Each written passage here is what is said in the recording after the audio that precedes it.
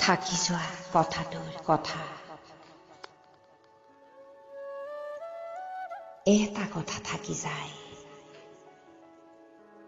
সকলো কথাৰ শেষত এটা কথা থাকি যায়। থাকি যোৱা কথাটোৱে কুৰুকি খহাই মোৰ বুকুৰ চহৰে। অশান্ত ধুমুহা হৈ জোকাৰি থৈ যায় প্ৰতি লহমা, প্ৰতি প্ৰহৰে। মোৰ সতে হাৰে থাকে, মোৰ সতে হেৰাই যায় স্বপ্ননীল পৃথিৱীৰ মায়াময় জোনাকত। কথাটো কেতিয়াবা পানীৰঙী সপোনো হয়, কথাটো কেতিয়াবা অবুধ শিশু হৈ উমলে মোৰ দুচকুত। মই নিচুকাও, কথাটো এটা সাধু হয়, তেজীমলা হয়।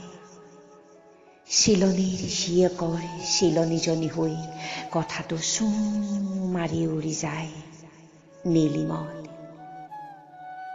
কথাটো এটা গান হয়, কথাটো এটা সুৰৰ উচুপনি হৈ লাগি থাকে দুচকুৰ কোণত।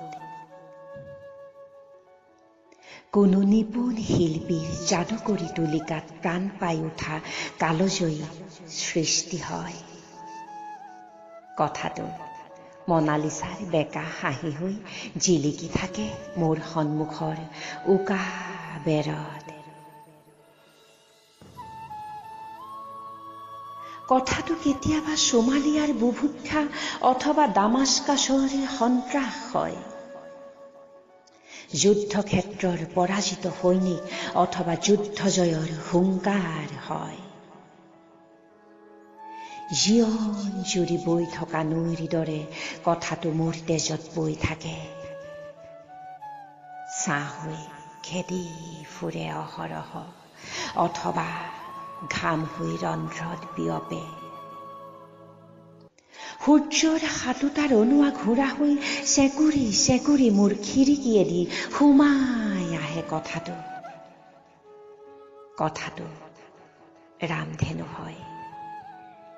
থাকি যোৱা কথাটো বাৰিষাৰ প্ৰথম জাক বৰষুণ হয়। কথাৰে পৰা কথালৈ এখন হাকো হয়। কথাটো এটা বোজা হয়। মই গদৰ্ভৰ দৰে কঢ়িয়াই ফুৰো ধাৰাসাৰ। ক্লান্ত পথিক হৈ কথাটো মোৰ চোলাৰ জেপত থিতাপি লয়। কেতিয়াবা অবাধ্য হৈ পৰে কথাটো। অসভ্যৰ দৰে অশ্লীল বাট এটা বিচাৰি ফুৰে। সুযোগ পালেই চলাথ কৰে পিনোন্নত বক্ষৰ উদং দুৱাৰ। সুবিধাজনক পথেৰে সৰকি কথাটো ফাটি পৰে বন্য উল্লাসত। কথাটো কথা হৈ থাকিলে মই যি থাকো অনায়াসে, অন্যথা কথাটো কবিতা হ'ব খোজে। আৰু মই কথাটোৰ হত্যাকাৰী হৈ পৰো, বা কথাটো মোৰ শৱদেহৰ গৰাকী।